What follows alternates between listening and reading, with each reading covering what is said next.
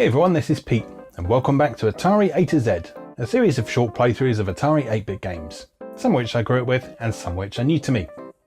Today is one of the former, and we've finally reached Z again with a great game. This is Zone Ranger. This is a 1984 release from Activision and developed by Dan Thompson. I really like this game, just because it's really fun to play, and well, there's not a ton to say about it besides what we'll say during gameplay. I do want to quote the entire plot from the manual, however. So this is your entire setup for the game. A bad, bad, bad night indeed. Screwy satellites, irksome killer rocks, irritating repair bots.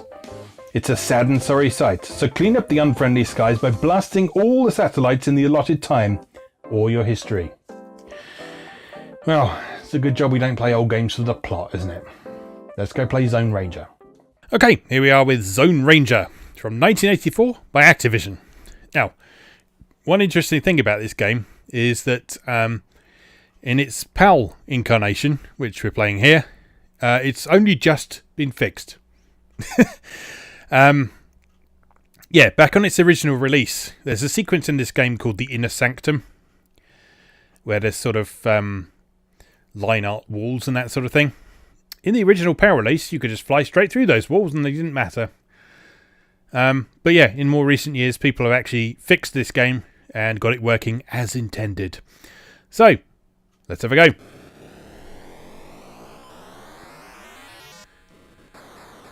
So, for Z, I was originally going to cover Zybex by Zeppelin. But then I just happened to read something online which mentioned this game and how no one ever talks about it. And it just reminded me, oh yeah, Zone Ranger, I used to really like that game. So here we are playing Zone Ranger. So your aim in Zone Ranger is to destroy all these satellites, which are the little cross-shaped things. And you track down the satellites by following the beams that they're shooting out. Green beams like this, they don't hurt you. That thing here makes you invincible for as long as the music lasts. Which is not something you really need to worry about too much on level 1 here, because level 1 is not terribly dangerous.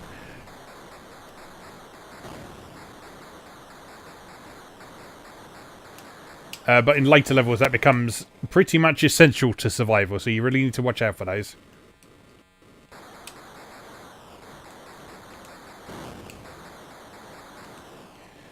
Yeah, like I say, I used to really like this game as a kid. For various reasons. I really like the sound effects for one. Like that sort of buzzing sound that the satellites make. I found really atmospheric for some reason. I like the fact that it was something a bit different from your usual spaceship shooter as well, so it wasn't like a forced scrolling game. And it also wasn't a turn and thrust game as well. I've talked on a few occasions on... Ooh, we're running out of time. Ah, finished. Yeah, I've talked on a few occasions on the various Atari A to Z series about how I don't really get on with asteroid-style turn and thrust controls for the most part. And so I like this because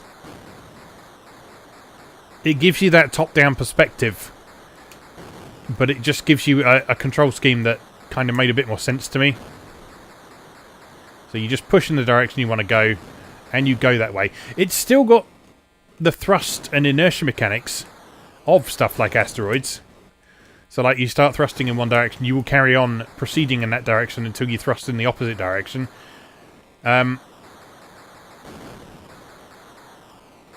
with none of the irritating aspects.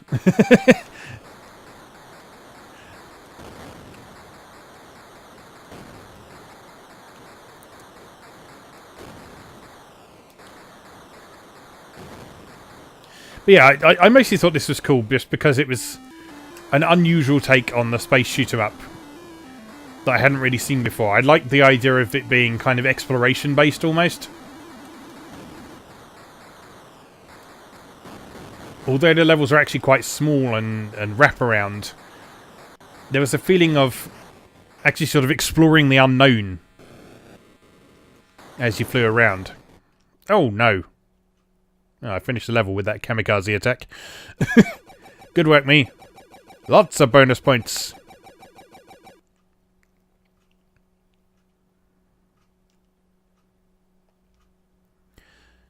Ooh, bonus round.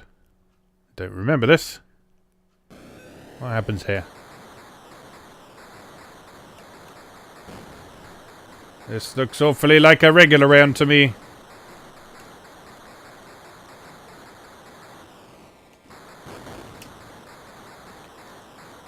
Oh, I think it's a regular round with no enemies. So all you got to do is destroy the satellites this time. And then you get a nice big fat time bonus.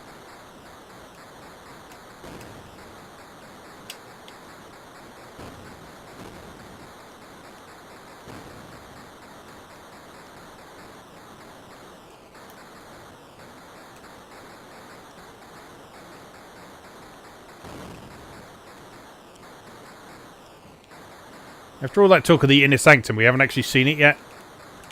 I will try and track it down in the next level. As I believe it shows up as a level feature in every level, but I haven't noticed it yet.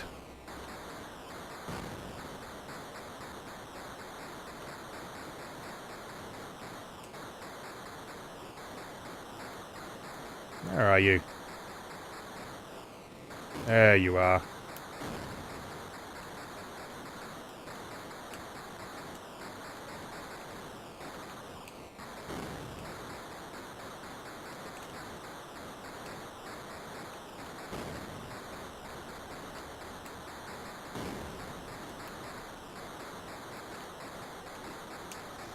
Okay, I think we're nearly done, maybe. Possibly.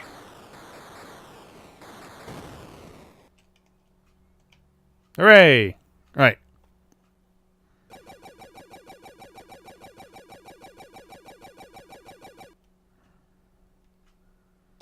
Bring on the next zone, if you will, for me to range. Right, let's... Ouch.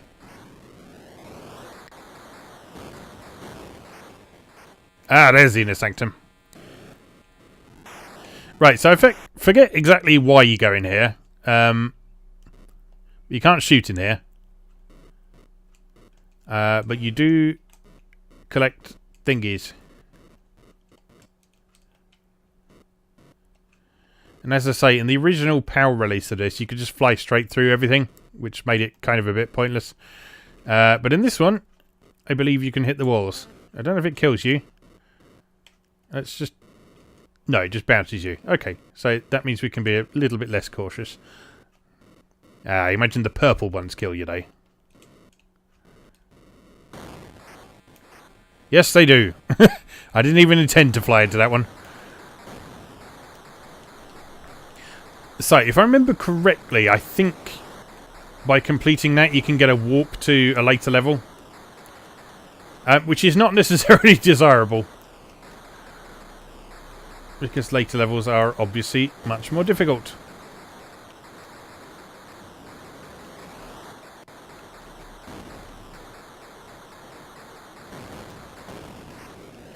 Those circular things, as you may have surmised, those are warp gates, so you can fly into one of those and you reappear somewhere else. So, in theory, good for getting yourself out of danger, but in practice, just as likely to dump you in the middle of danger as well. In fact, it even warns you of that in the manual. Ooh, what does that mean?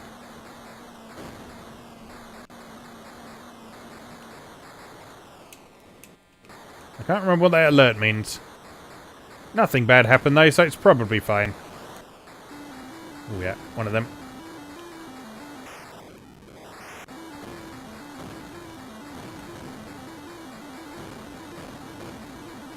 Yeah, there was actually a warning in the manual that the warp gates were just as likely to put you into trouble as they were to get you out of it, so which I found quite amusing. That's the kind of thing you got in manuals back in the day, though. You would have like little tips and tricks from the designer. Who would say, yeah, well, they would effectively say, yeah, I know this bit of my game kind of sucks, but here's how to deal with it. Mission terminated. Okay. So that's Zone Ranger. I'm going to have one more go at that because I really like this game. So we'll give it another go. From the top.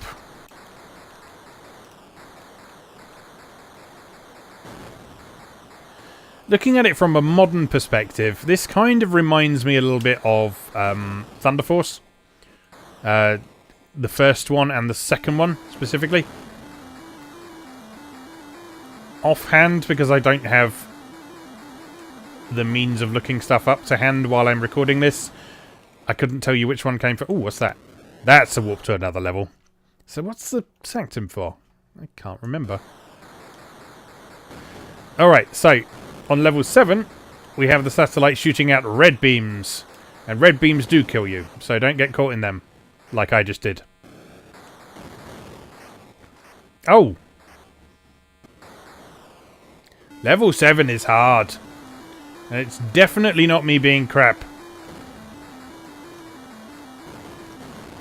At least there are lots of invincibility things, though. A surprising number of invincibility things, in fact.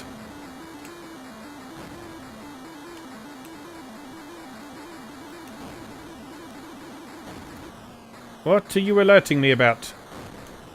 Ooh!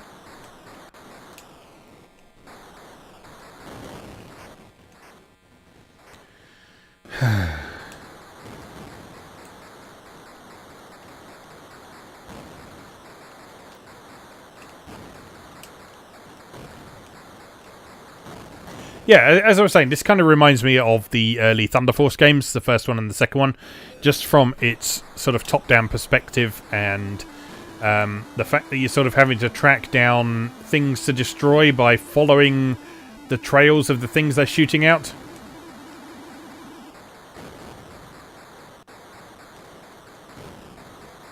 So yeah, it's quite a similar idea, except Thunder Force, of course, unfolds on a planet's surface rather than in space. And in Thunder Force 2's case, also has side-scrolling segments as well. But I guess in this one, you've got the inner sanctum bits as well, which kind of break up the main action somewhat. I'm not going to take that warp this time. It's not worth it. It does give me 7,000 lovely points, but it also gives me death. Right, let's try and complete this and see if it's worthwhile. I'm going to floor it through here this time, now that I know that the walls aren't going to kill me. So picking up the glowy thing gives you points, I think.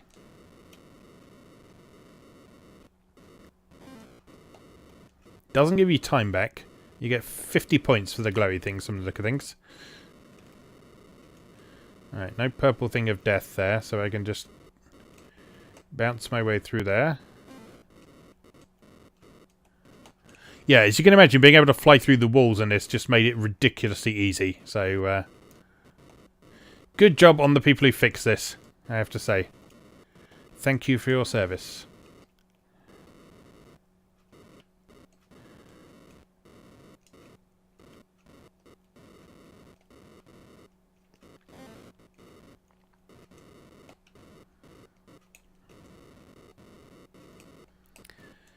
This bit kind of reminds me oddly of... it reminds me a little bit of Gravitar, for one thing. It reminds me a little bit of Major Havoc as well.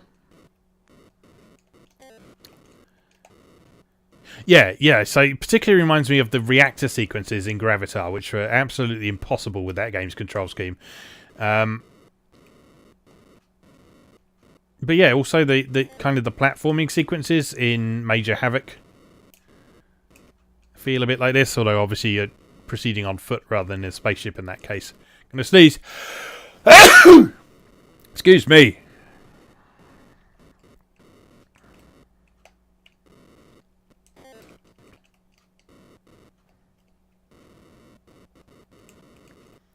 Where are we going?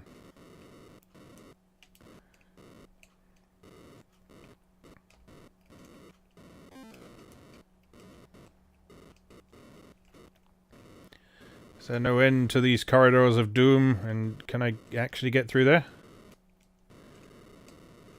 Yes.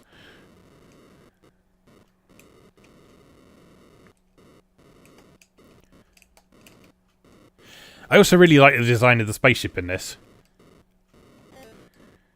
Looking at it, it's clearly got a bit of... Oh, is that it? So what's the point of that? Aside from just a few extra bonus points. I suppose time does go a bit slower in there as well, so you have a bit of kind of free time to build up your score, I guess.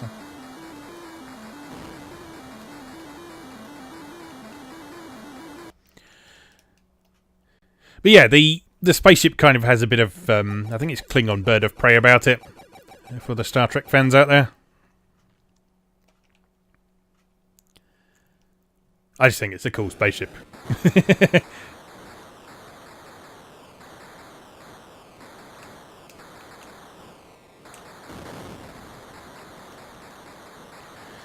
And you know, when you're a kid, cool spaceships are the coolest of the cool.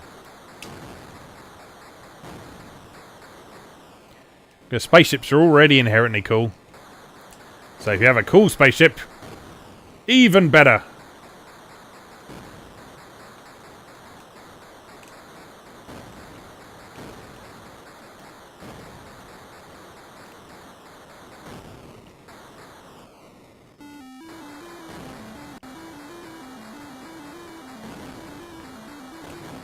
Yeah, I'm very much remembering why I used to love playing this game back in the day now. As I say, this was a regular favourite that I came back to pretty often. As with most stuff from the period, I don't think I was very good at it or anything, but yeah, I certainly have vivid memories of playing it a lot.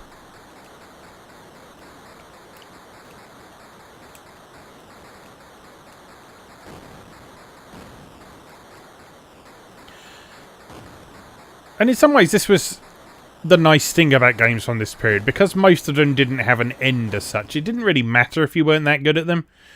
Because you could just enjoy the experience of playing them.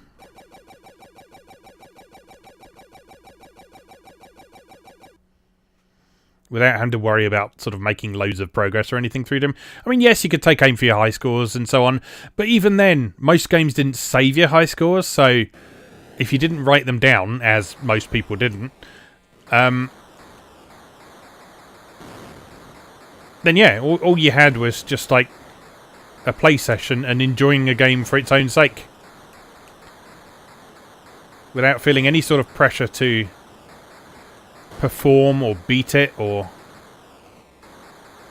live up to a particular minimum standard or anything. I mean, this isn't a particularly difficult game by any means until you get onto some of those later stages like we saw on level 7 earlier, but yeah, it was just nice that the early levels sort of eased you in so gently, allowed you the opportunity to just enjoy the experience. It's a rewarding feeling of floating around in space, blowing shit up.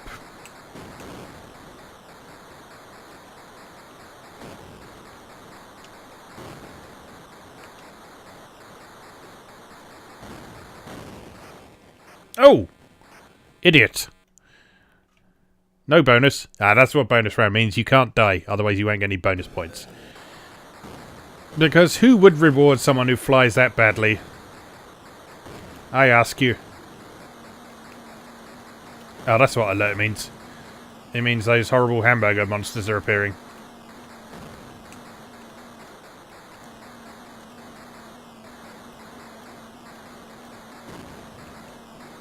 Did you spot the callback to the first time we got to Z, ladies and gentlemen? If you didn't, if you remember Zeppelin, that had a hamburger monster in it. A literal hamburger monster, that was actually what it was called. This thing here is not literally called the hamburger monster, but in Zeppelin's manual, you are informed that indeed, the only way to progress in certain caverns is to placate the hamburger monster, and the only way to placate the hamburger monster, as we all know, is to provide the hamburger monster with hamburgers. Giant hamburgers that you hang from beneath your Zeppelin. No, there is no such placating of the hamburger monster in this game. You just have to blow him up and hope he doesn't blow you up with his shrapnel, which he usually does. Because he's irritating.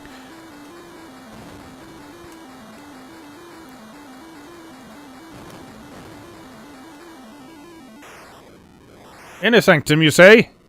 Why not? As pointless as it may be, I will go and get my 50 points. It's not even 50 points, is it? 40 points.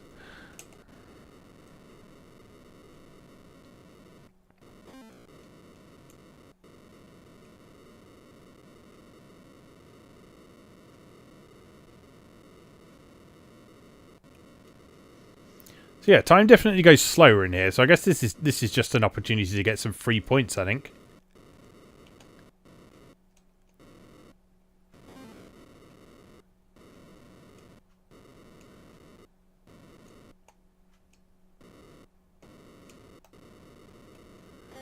You don't have to fly around the whole thing, because any of those red humbug things you can fly into and exit at any time. But, you know, once you're in, you may as well do the whole thing.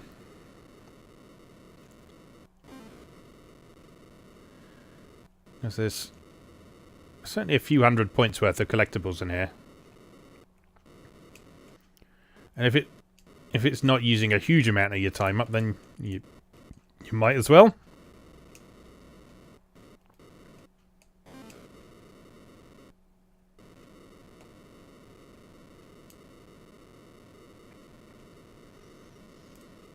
Oh no, we got a creepy purple one down there. If I can ever get past this one.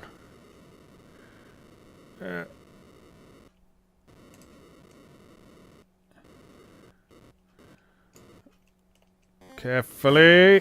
Oh no! Ah.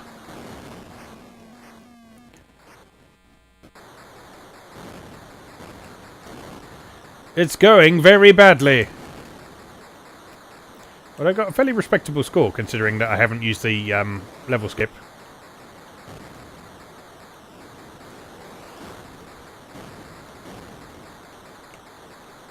It's getting hectic.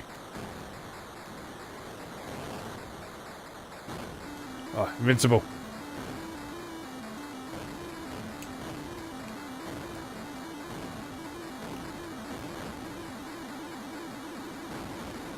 Leave me alone!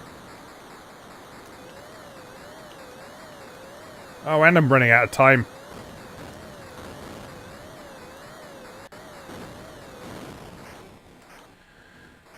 Oh, will my ordeals never end?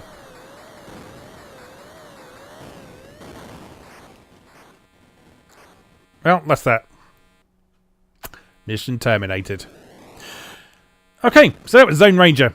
A long-time favourite, and one that I think I'm probably going to be coming back to quite a bit after recording this. So, as always, thank you very much for watching, and thank you for supporting another time around the alphabet on Atari A to Z, and I'll see you again next time.